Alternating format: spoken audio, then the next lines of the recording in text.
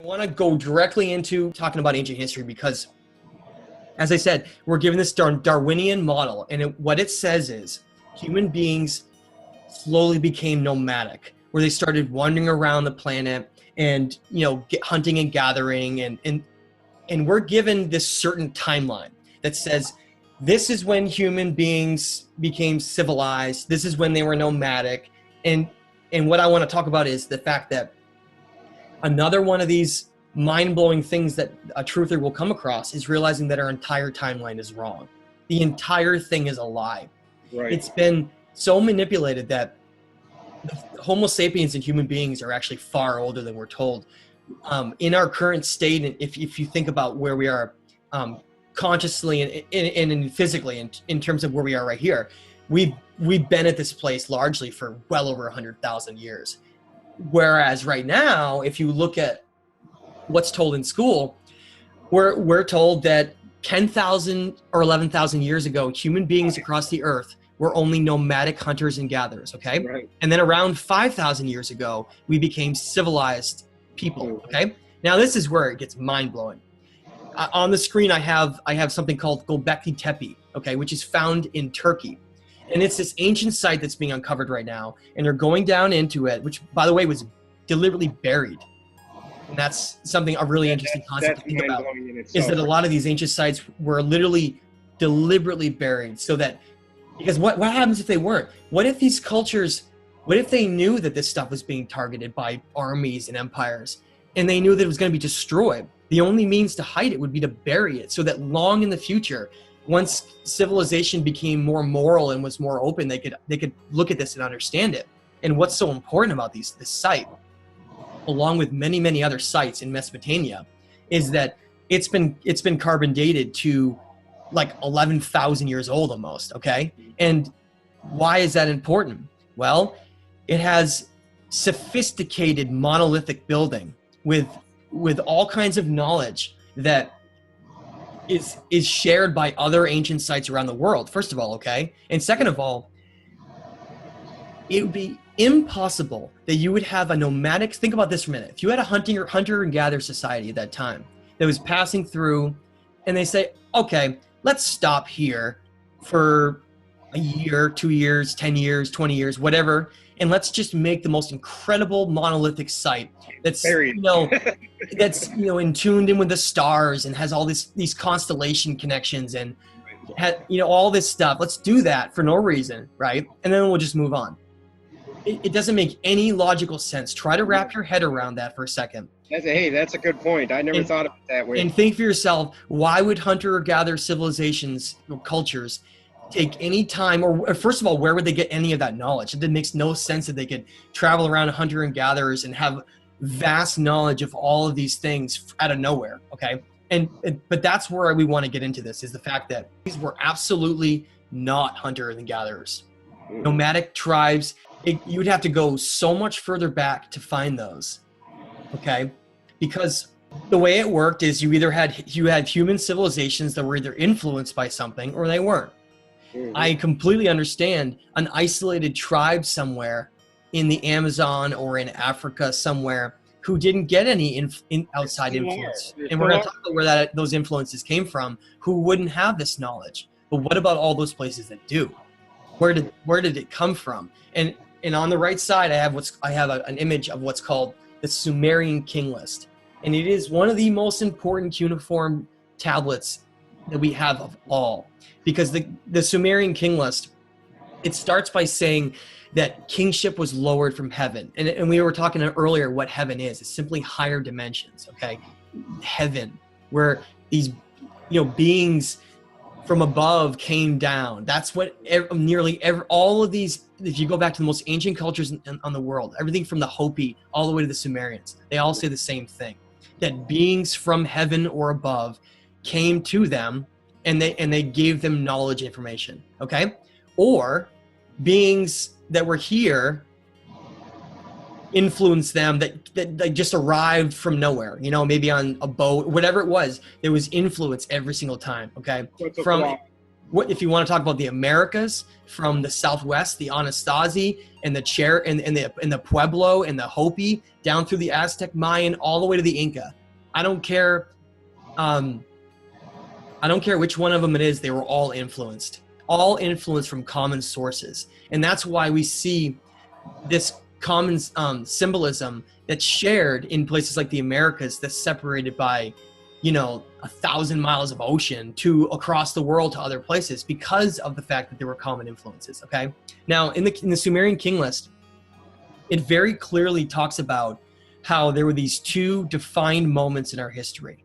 And those are what are called the antediluvian and post-diluvian time periods. Now, antediluvian or pre-diluvian basically means before the biblical flood and after. And those terms are very important to understand, because it basically has to do with why so many sophisticated civilizations existed before that, and why so many were wiped out after, and how we have amnesia of so much of this information. Okay. And I've done so many shows talking about this, so I'm not going to get into it in too much detail. But basically, if you look at geological records like ice core samples from Greenland, and you look at ancient cuneiform writings like the Atrahasis, they extensively, and the Epic of Gilgamesh too, they extensively talk about this flood that occurred from both disturbances to our planet and the rapid melting of the last ice age that caused such a tremendous flood across different parts of the earth at different times that it wiped out entire advanced civilizations, where they basically either buried them or they were covered up in mountains of mud and were then lost essentially to time. Okay. Now in the Sumerian king list, they talk about how kingship was first lowered into ancient Mesopotamia and Eridu area. But we're talking about way before the flood. We're talking about civilizations that existed before 12,000 years ago in Sumer, okay? Back 400,000 years, doesn't it go, or 250,000 years that came from? That's what I'm saying, more than 12,000 years. It goes back potentially over 100,000 years of history that we've lost, okay? And these are ancient cities that were then wiped out, completely wiped out, to now where you can barely even see anything left of them because they're so ancient. And they all talk about this flood that occurred that wiped them out. But what the Sumerian king list says is so important is it actually mentions the reigns of all of these kings before the flood, and how long they lived and how long their reigns were for, and how human beings were very different back then. They lived a lot longer, all these different aspects, okay? And a lot of those figures like Ziusudra, who we see as Noah, they were just simply these names of kings back then that recorded these events by other people and other kings that told them the story, and they recorded it down, and it was their version. It's called the Epic of Atrahasis or the Epic of Gilgamesh because those were both kings. Atrahasis is the name of Ziusudra, who is Noah. They're just different names used in different cultures. Was Noah the son of Enki? Yes, and that's why he was someone who was helped and assisted during that time. Now, what the Sumerian king list says that's so important after that is it says after the flood, kingship was then lowered to the city of Kish. So now you see this restarting of civilizations in Mesopotamia after. And Kish is a city that was in the ancient Iraq, Syria area, okay? So that's the kind of mentality we gotta look at. These different side of our paradigm got lowered the second time after the Now, after the flood and the events occurred, there was empires that developed that turned into great war empires, and there was certain interests that were formed, whereas because of the events that occurred in the past were so bad, and I mean because of the decisions made too, in terms of something like this event could have been even orchestrated, or they knew it was coming, and by they, we're going to talk about who they are in a minute, but to think that you could want to wipe out this experiment of humanity on Earth is really, really scary. And that's what the Atrahasis talks about, is that this experiment of humanity that's here, this combination of primate and godly DNA that created us, this experiment got out of control, and some of these great beings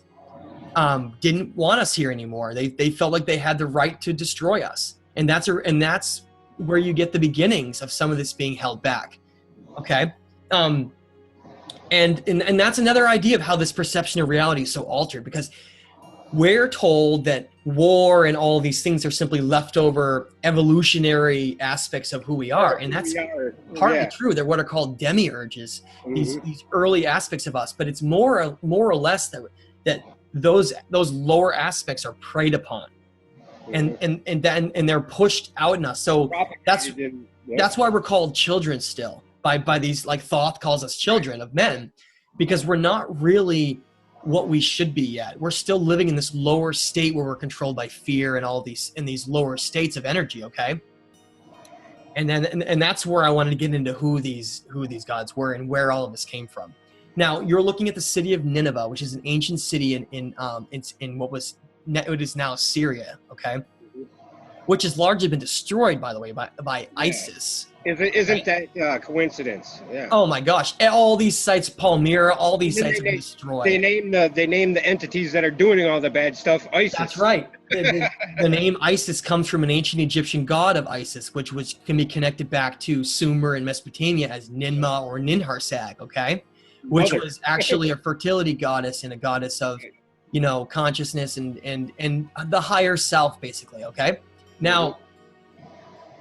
This is where it gets, in my opinion, really fascinating, because if you look back into how all these sites have been destroyed, like for instance, the city of Nineveh had a library called the Ashurbanipal Library, which had all these cuneiform writings that have been amassed by kings and I'll talk about that in a minute, that have been there previous. And then when you see this change of structure of governing, whereas some empire will come in, they just destroy everything. Okay, and people say, okay, well, that's just the way it is.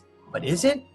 Why are all these things constantly being destroyed? You go up to the Roman Empire, Alexandria, right? They were riding around burning and destroying anything that connected to a non-Christian, the Christian monotheistic religion they took control and created. And because it's originally based on this ancient Gnostic pagan old religion, it was called, which was a spirituality connection to the higher self, and Thoth talks about that all the time. And so what I want to show here is called we're looking at Nineveh, and I want to talk about King Hammurabi for a minute, okay? Because if you look at all of these bloodline kings that have existed, especially in Mesopotamia, they all have this common lineage, this common connection that can occur. It's not simply some king that rises up into power because of a random vote or whatever it is through the people.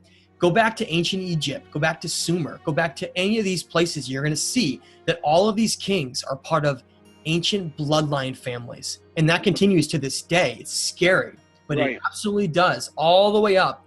Looking at the Rothschilds, look at the royal family with this marriage that just occurred. Why do you think they were so pissed about that? Because she was non-royal blood. An outsider. And they are obsessed with royal blood. What are bloodlines? Why would you obsess around royal bloodlines? Well, there's different versions of our DNA, and human beings are not the same as they used to be. And there's certain understanding that some of these old bloodlines that go all the way back are superior in their mind. Okay, and so the less superior bloodlines are then considered, lower people. They're not as important.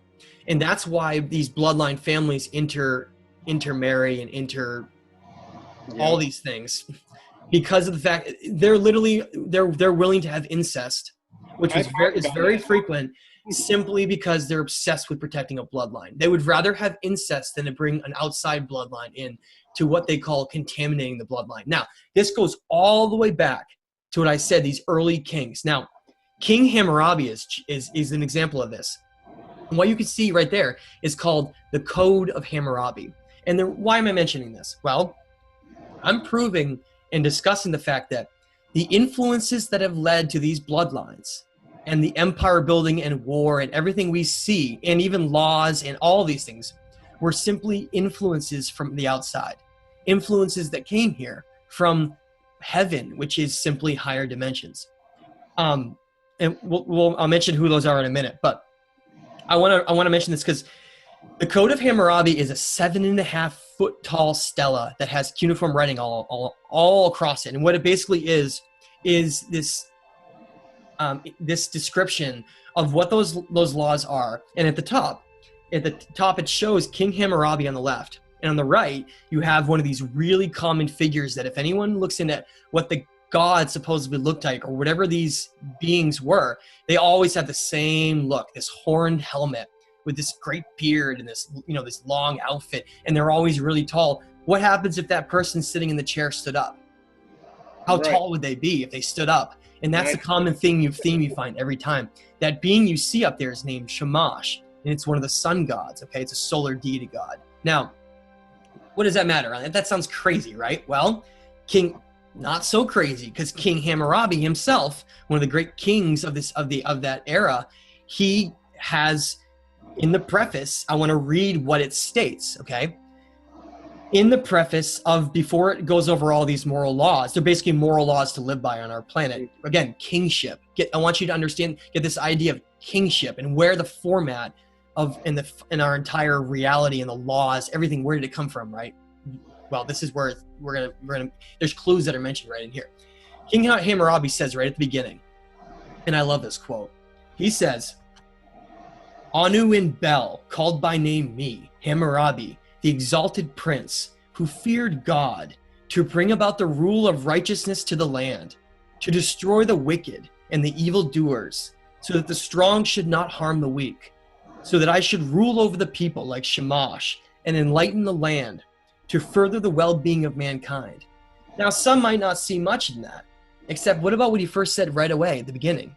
Anu in Bel, called by name me, Hammurabi. Well, who are those beings? Are they real? Or are they just are these gods that are shared throughout everything from the Sumerians to the Greeks all the way to the Aztecs and Mayans? Are these all just somehow created, ideas represented the forces of nature and in our own aspects of our expression?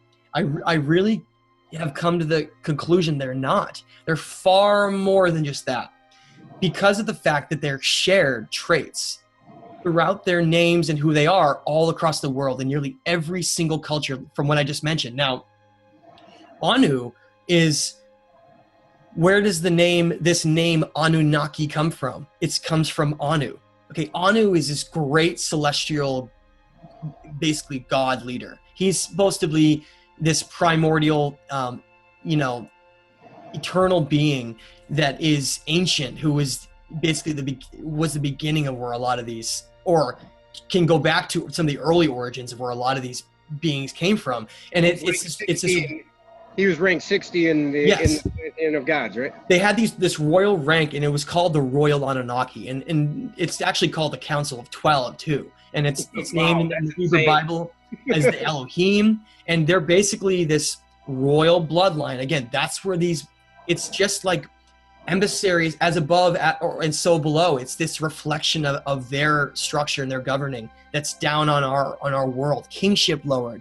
That's what kingship is. It's this idea where certain bloodlines and certain higher up important beings rule over everyone else. Think about that. That's right. Just like we have today. The rule because of who you are. The more people you have involved in a governing system, the more balanced it's going to be, because the more voices can discuss things. When you have a kingship model, it's almost always a very controlling, corrupt model, because you have one person that can literally decide everything. And oftentimes their own ego will take over, and they'll think they're better, and they'll turn into this idea where they think that they're almost a god, and that they'll emanate the gods, or trying to be better. All these things occur. But again, that's where I want to get back to who these beings are, because they have this royal bloodline structure where if you read in the Bible this term Nephilim, and this idea that so if these beings came down and interbred with humans, they were like cast down as these these angels that were cast down to earth. That's where that comes in.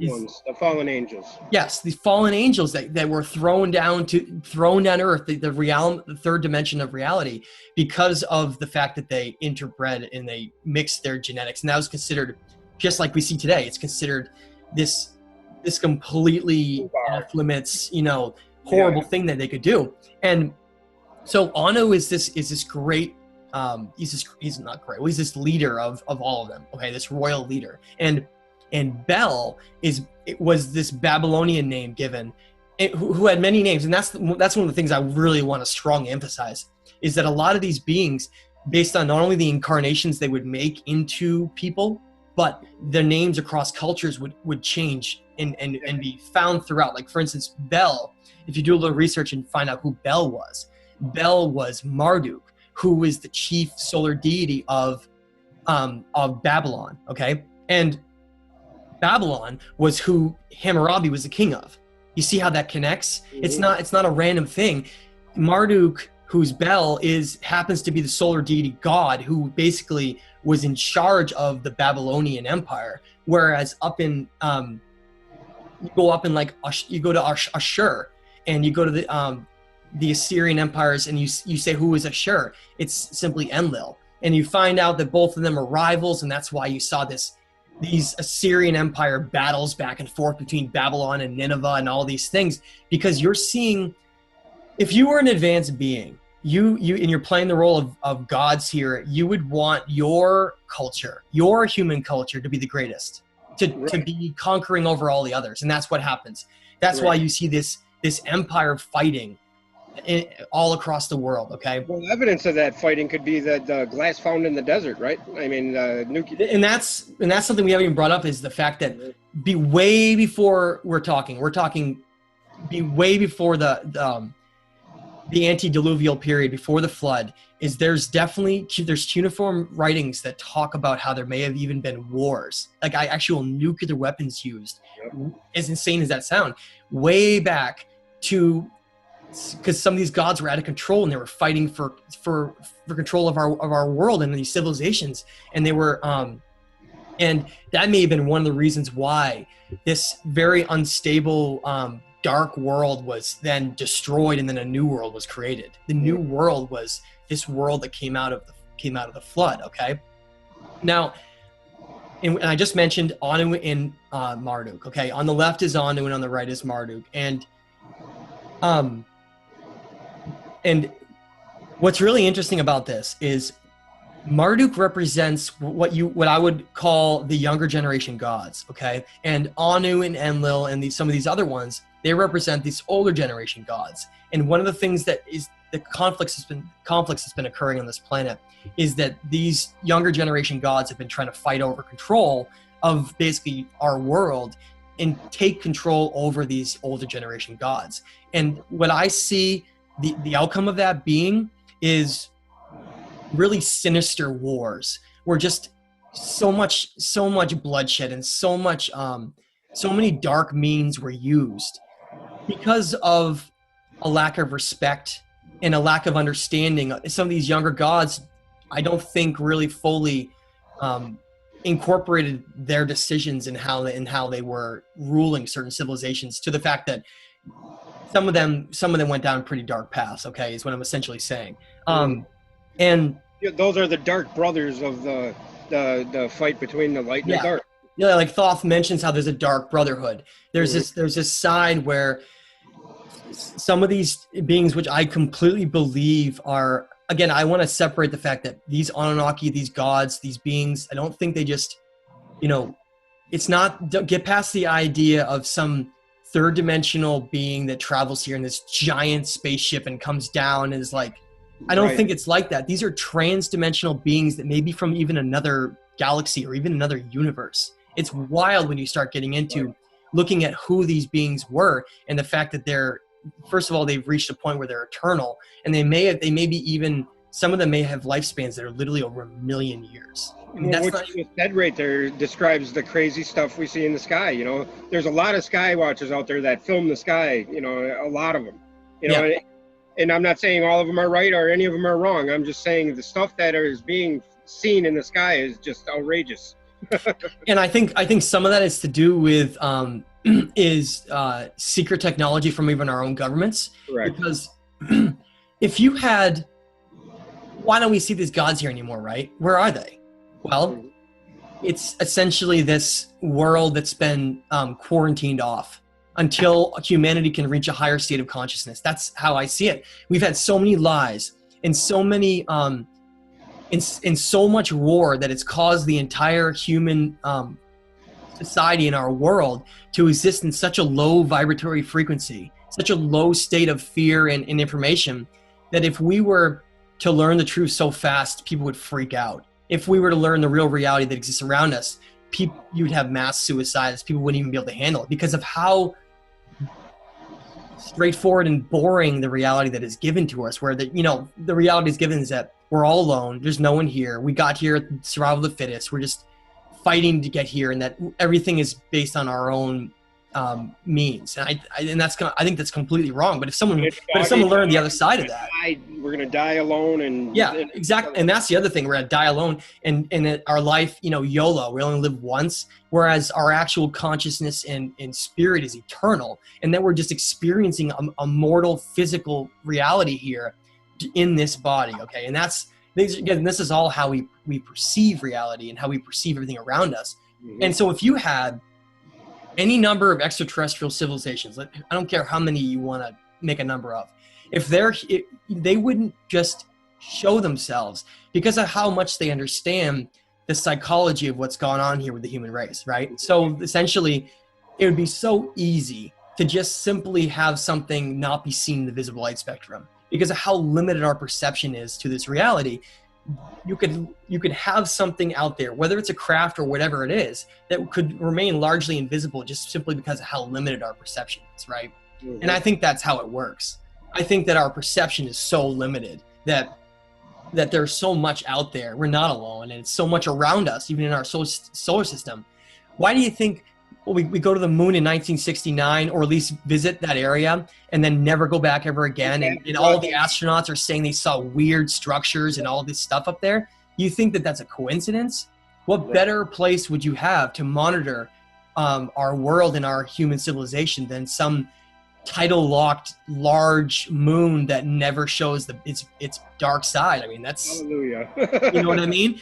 So, and this is another thing I want to bring up, is the fact that if you read the Gnostics, if you read the Nag Hammadi writings, they talk about these rulers of our reality and these beings that have created the idea where our demiurges are preyed upon. Okay, actually, the Gnostics directly mention Yahweh as being one of these these perpetrators of our demiurges. And if you look at Yahweh, you look at this God in the modern Bible, you see such strong connections back to Enlil, and the idea that these beings would want to try to play the role of gods to us so that they could try to have us ignore the fact that there is a creator of everything. You can see it through the mathematics of the entire, which is the language of the universe. You can see it through the Fibonacci sequence, and the spiral, how everything is perfectly designed, how everything in nature is connected to this web that's far beyond something that could be random, right? And so what do? They play the role of gods here so that they can try to confuse us and think that whatever this being up in the sky that's up in the clouds is, he's a fair God who still allows war and terrible things to occur on this planet. Whereas the opposite is really true. Whereas some of these God-fearing person. Yeah. Whereas some of these beings have literally brought duality to our reality. Meaning, if we were left to our own means, let's say they genetically jump-started us and left us here. There you go. We would never have gone down this path of huge empires building up and fighting each other. That is a creation of our duality to keep us enslaved and to keep us fighting over each other. It's all about dividing.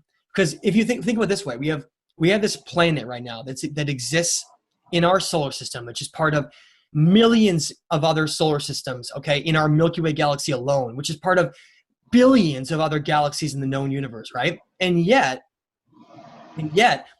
here we are on this planet with all these countries divided, all fighting over each other. It's such a ridiculous, frivolous thing to think that you have a boundary that's based on nothing, right? If you go up to between the boundary of the United States and Canada, you go up to somewhere like north of Montana or whatever. You're talking about a boundary that's just a line of trees that have been cleared through the woods. These are not real. There are ways to divide other places so that they can fight against each other and compete against each other. Whereas, think about this. What would happen if you had a world where, and I'm not talking about a one world government, but I'm talking about a collaboration of scientists and minds from all over the world that came together. How fast would we progress as a species instead of competing against one another? What if we had some kind of a collaboration? It would be like you said earlier, the parroting of the scientific hyperbole that just keeps getting recycled, and you unless you repeat it, you're not getting a degree, you know, and it just keeps us in that. So yeah, think for a minute, how is this information all controlled? If someone spends their life going to school, you think they're really going to or a doctor, from a doctor to a scientist, whatever it is, you think they're really going to throw it all the way to try to do this? And that's why I mentioned the Atrahasis, the Sumerian king list. I'm going to talk about the Legend of Patania in a second. All of these cuneiform writings, they never get talked about by the experts. You never see it on TV. You never see some Assyrian expert trying to decipher what it says. Why? Because they can't explain it. There's what's contained in those cuneiform writings and a lot of these other things that don't get talked about and nobody's ever heard of.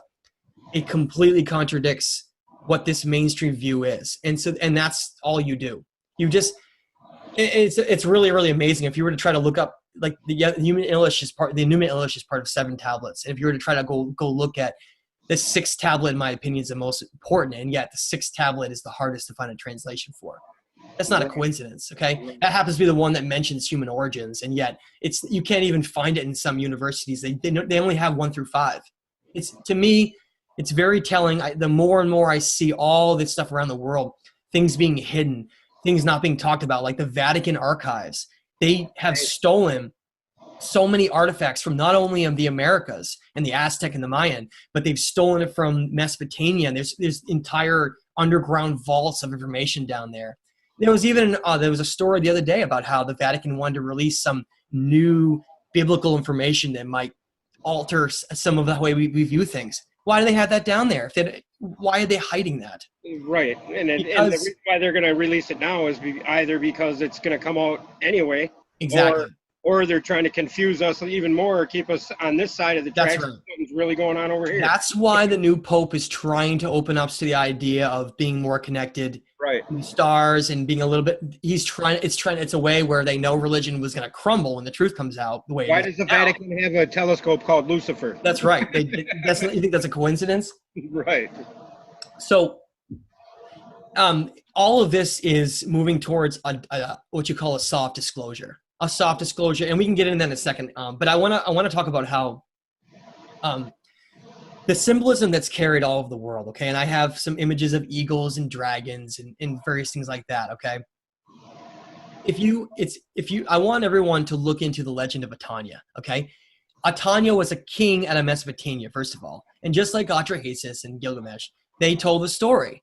They told a story that was heavily kept in metaphorical form. And what it says is very, very important. And it's echoed by many, many other things, including the Emerald Tablets and other cuneiform records as well. But essentially what the Legend of Patania is it has this story of talking about how there's a serpent and an eagle. And the serpent and the eagle come together, and the serpent decides to trust the eagle, and the eagle betrays it and forces it into the underworld. Okay, you can read. I'm gonna. In fact, this is something I'm gonna be covering in the next book extensively. But it talks about how to me it's the earliest representation besides the Garden of Eden story where you can connect back to the eagle and the serpent. And of course, the Garden of Eden story, you had the serpent, but instead of the eagle, you had the God figure. It's the same thing. And what that means is this royal Anunnaki Council of 12. You have a great divide between the two of them. About half of them are of the mentality that the human experiment is a waste of time and it's been a disaster. And a lot of them would want to keep us in our demiurges and war to never reach a higher state because they're truly scared that because we have their gifts and more in some cases, that we may exceed, someday become greater than them and literally become creator gods of our reality. How does that work? Well, we're going to talk about dimensions and reality in a second. But we literally are the ones who are manifesting and creating this reality. So they influence kings and events on our world, but then we manifest that reality. That's how this works. So in the Legend of Patania, this serpent figure, which you can look into being Ea, who was called Enki later, he was forced and tricked by Enlil, who was a higher rank than him, to have to go down to the underworld and control it. So right there, it's this very interesting aspect where we consider underworld is considered hell right now in modern religion, whereas some of these beings, these positive beings like Enki and Thoth, they were forced to reside in the underworld because they were supposed to balance the energy grid and flower of life, the duality on Earth, right? Kind of. Okay. Now on the other side, the eagles. It says the eagle tricked the snake and went to reside in heaven with the other gods, basically. Okay. And who that eagle is basically Enki's half brother Enlil. Okay, who is known by the Greeks as Zeus and Ashur and many other names. And the whole mentality behind them is them and many of the sons and daughters and wives they've had are all part of this competing aspect of where human civilizations in our timeline go. And so what that tells you is some of these war gods, some of these controlling gods ended up residing in the upper dimensions, and the upper dimensions are what control the events that occur in the lower dimension, the third dimension of Earth, okay? They basically manifest as above, so below. They are the ones that are the major influences on what happens here, okay? Meanwhile, some of these positive gods, like Enki, are forced to reside in the underworld and simply control balance down there, and yet they're the ones who are inverted as like being Satan and hell and the evil ones. So it's the complete opposite. But I want to throw one caveat out there. There are negative beings that do exist in the underworld. Okay, but I think that's largely why some of these positive ones exist there too, for a balancing purpose. Okay, now, So they essentially kept the world. They kept through war and demiurges. Keep the eagle, the mighty eagle, look all across the world at flags and crests from the United States, which the founding fathers did not want an eagle. They wanted a turkey, and that's the thing I don't want anyone to be upset about. The United States is based on the founding of wonderful conscious principles of free speech in a society that was supposed to be like a new Atlantis almost. Okay. But it became corrupted. And that's a common thing you find all across civilizations like the Aztec. Right. It's this later corruption and then most people can't see those two differences. And they then say, okay, how could you have a highly conscious culture like the Mayans that then do blood sacrifice in war? Well, they were corrupted. And that's something that I talk about a lot, is there's this competition to then corrupt them. And that's what happened in the United States. That's why the Nazis have an eagle. That's why the Romans had an eagle. That's why the Spanish conquerors had an eagle. You think that's all a coincidence that human civilizations all over the world that were war empires would somehow have the same image, which the eagle is what is called a war eagle, okay?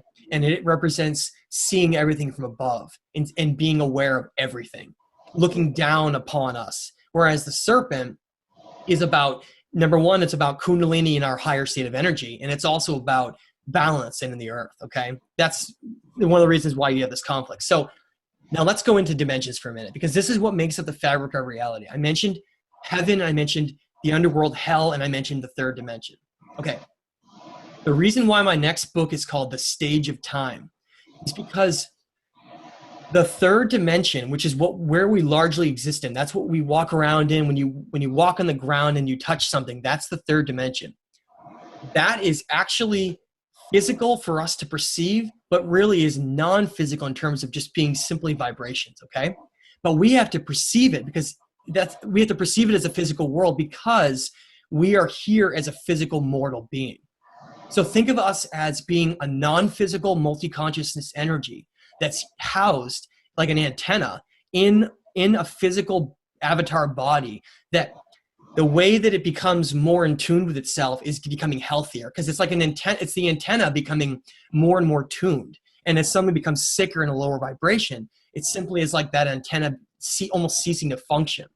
And when someone thinks of the higher self and merging with consciousness, it represents someone with their physical body understanding that this is not who they are, but their consciousness is who they are, and this is just the vessel to house them here. Once they do that, what's called merging with their higher self, higher consciousness, and they then go from existing in purely a third dimensional existence, which is all about awareness. That's all dimensions are. They're levels of awareness and understanding your place. Like you can never have an animal understand anything past their dimension they live in, because they don't have the capacity to be able to.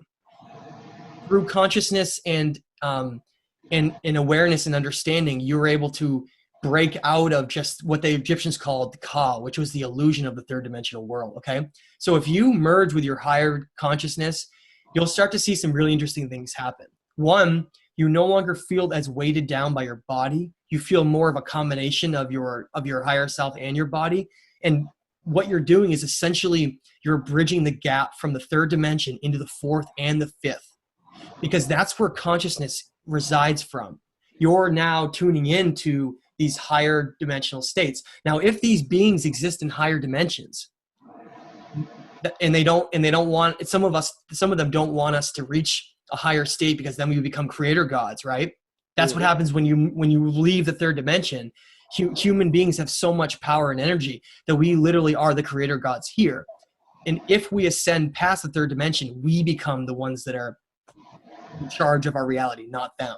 And that's what they're so worried about. That's why there's so many things that dumb us down.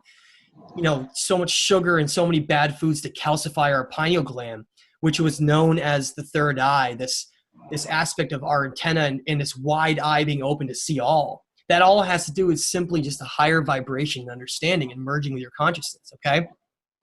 So if you think about it this way, if it's as above, so below, whatever happens in the higher dimensions is then manifested in this third dimensional reality. And there are also lower dimensions below us, okay?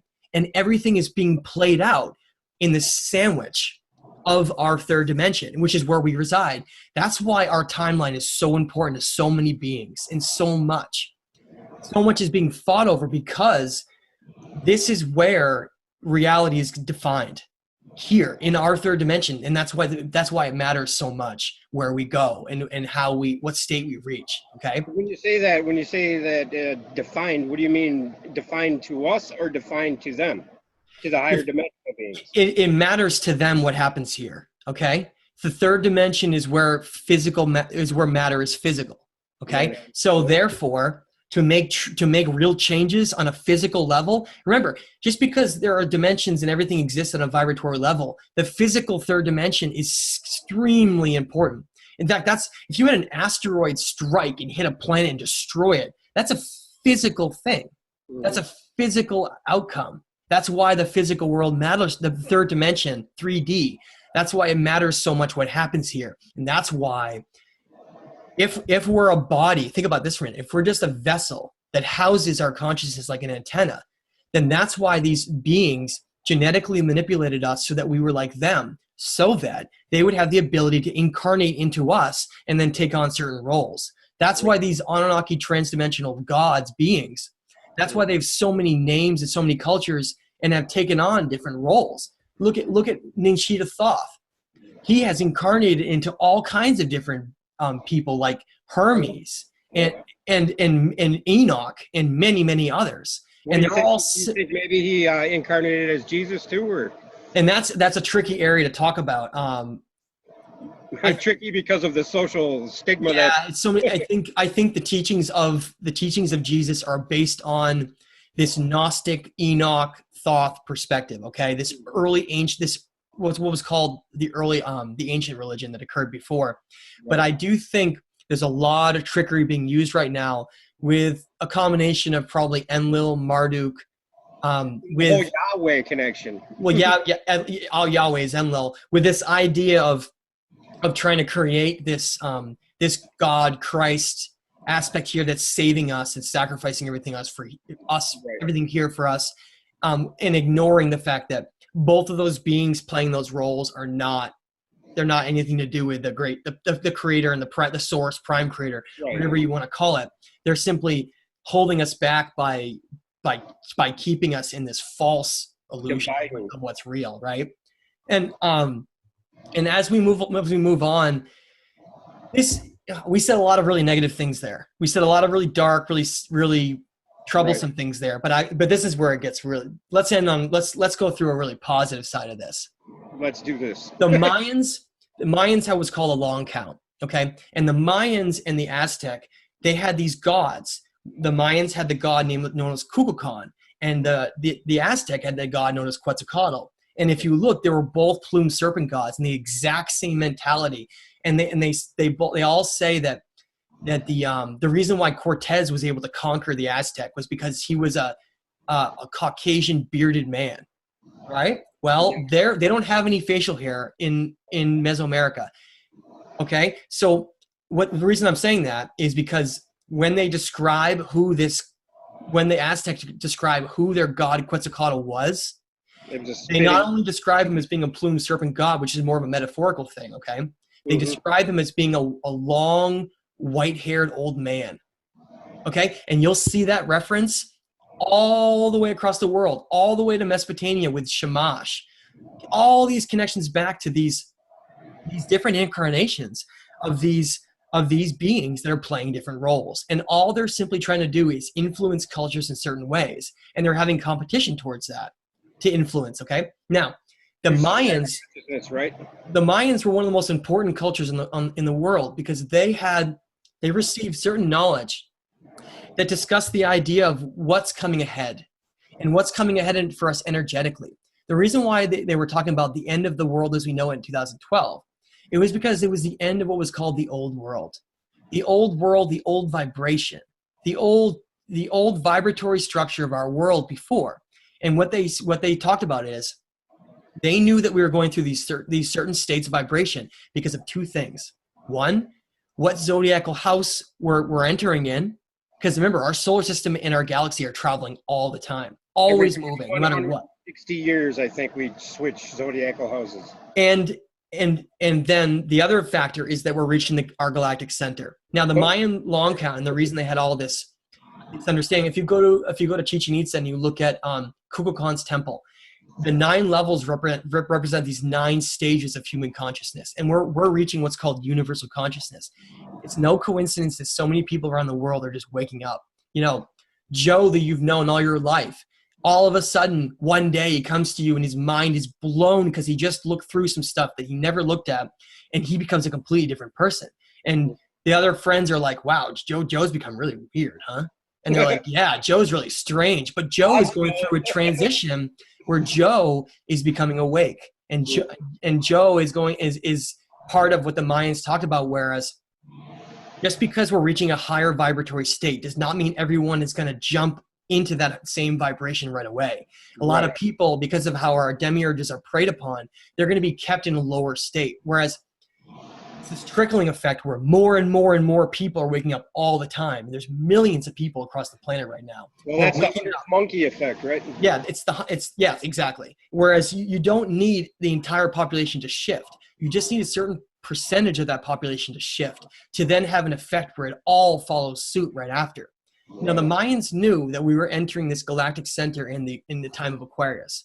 Now, the way that these Anunnaki beings play the role of duality, which what kind of energy and what kind of outcome is going to exist on that world? Is it going to be a world that is ruled by a higher state of consciousness and higher vibration, or is it going to be a world ruled by war and what you call a negative duality? So duality means, is it a negative or a positive energy? Okay, remember they created that here, and they determined that here too. So this is where it gets really amazing.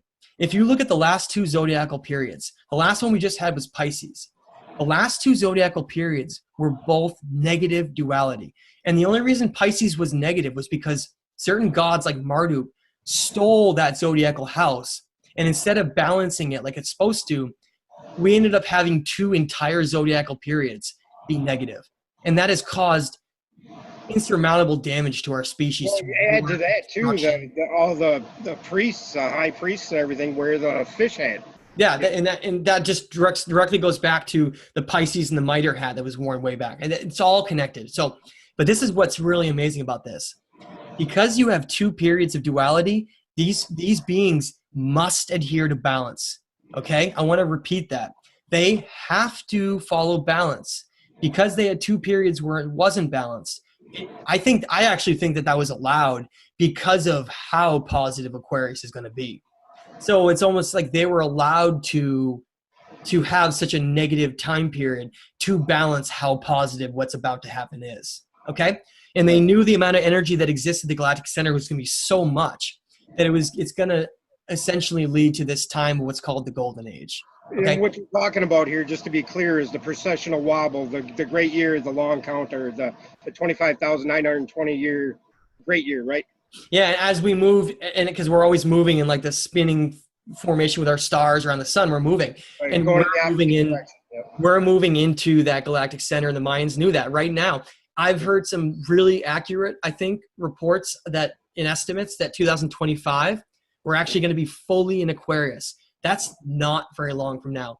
Think about how close that is right now. Okay, that's and 7 years, man. And now think about how much chaos. How much chaos is going on. If you have an empire collapsing, what happens? They just destroy everything because they're dying, and it's usually the way that it's like a way to keep them afloat. So they have to go to these means where. Why do you think the military-industrial complex we were warned about by Eisenhower and Truman and all of these past presidents, JFK, they all warned us of this building military-industrial complex because it's part of this idea where these empires wanted to control our world with war, and we at the same time people were starting to wake up, and so you have to and I know a lot of people don't like this, but if you don't have war, you have to create it. And largely these wars we have on Earth have been a creation of these central banking families like the Rothschilds. There's always going to be an enemy. To fund both sides because they have to keep this war mentality of keeping us in a certain state. And what's happening right now, you're seeing every possible attempt by the powers that be to try to start World War III, and the population is rejecting it. Right, like the awesome. Korean thing. I love it right now. You and I and all of those other truthers that are out there, right. All of us are part of this impact where we're having this collective change where people, and you only need someone that's all the way to the end that we're talking about right now. You could just have someone who sees the horribleness of war and how all that money's being spent, and they can see the ridiculousness in that. And that's what we're seeing is huge segments of our population who are starting to reject this war mentality, and they're either being forced to be pushed on it, like something like 9/11, where you think there's this terrorist enemy where you need to go, we gotta go fight against it. And they created that Islamic boogeyman to keep us confused and scared. Exactly. It's like this puppet show where they have to try to create an outside influence that's. And then they tried Rocket Man. Yep. But it's really not. It's actually just a creation, and that's a difficult reality that people don't want to accept because of how many. And listen, I fully respect to the deepest level all of the soldiers and people that give their lives for this. I'm simply coming to the mentality that they didn't need to. Right. That they didn't need to sacrifice. And again, that's what it is. It's a sacrifice. You start getting into Bohemian Grove and all this weird sacrifice stuff at the top of these families, you'll start to see what I'm talking about. There's this really strange, very disturbing aspect where there's this sacrifice element to all of this, where human beings... Well, the Las Vegas shooting was called Harvest, you know? All of these human beings are sacrificed during certain times and all of this. It's pretty unsettling stuff, but I think right now we're seeing the mentality changing over where I think you're seeing the collapse of all of these systems of control on our planet right now. It's happening on a slow level, but it's happening just because of the amount of information that's getting out there and the awakening that's occurring with people all across the world. And well, that goes to why they're trying to control even the alternative media now, even us. That's right. How they're doing it on the down low, and they're shadow banning and all that other stuff. That's why all this stuff is, and these psyops are occurring on the internet and all these things. It's to try to affect people's perception of reality so they can't figure things out and then band together as a group. It's always about dividing. It's about division, dividing people. But right now, do you think Facebook was invented for that reason as well? it might have been, but I think it didn't really work out in exactly how they wanted, because I know a lot of people use it for really stupid stuff, but it has been used for a lot of really good purposes in my opinion too. And so that's what I wanted to end on, is that we are, like Buddha says, all that we are is a result of our thoughts. They cannot create our reality. We have to create it. We have to be the ones that create it here. They can simply just manipulate and influence it, okay? So once it's someday in the future, humanity, we're going to become the co-creators, and it will be a golden age. And I think we're going to look back at this time, and we're going to study all of these psychological means for which information was conditioned and controlled so that people thought a certain way. And that's always happened. And we're going to look at the fact that individual thought and separating from the pack is going to be the mentality of the future, where everyone is their own independent person rather than just going along with whatever else some expert or whatever else someone says, because that's how we got in this problem in the first place, in my mind. You know? I agree with that. I totally believe that all wisdom, knowledge, truth is found within. Yeah. Even if you're on a desert island all by yourself, you're still going to find it within. Because you're going to have to spend time with yourself, and you're going to have to contemplate, and you're going to have to go deep. That's why so many people don't like to spend time alone and have all these distractions like constant music. Because when you're alone, you think and you get into thoughts, and you'll start wondering about all these weird things that don't really make sense, and all these ways where we're kept at the certain place that we're kept at. But I want to just say, Steve, I have regardless of all these earth changes like we talked about in the beginning, this is a bumpy road that is going to lead to a golden age. We just need to get there. And through whatever means of whatever war they're going to try to start and whatever earth changes are going to occur, humanity is going to make it. And it's just going to have to do with the level of our understanding of studying these things in the past, so we don't make the same mistakes we made, So yeah, don't buy into the hype, right? Don't buy into the Rocket Man nonsense, the nuclear this nonsense, or the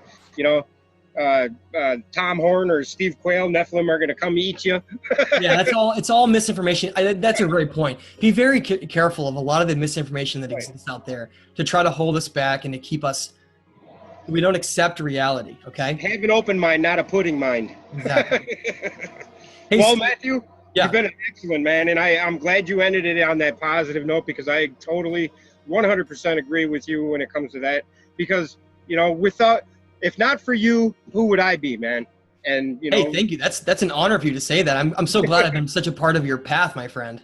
Yeah, and I appreciate you. And I look inward, everybody, love outward, and we can't go wrong.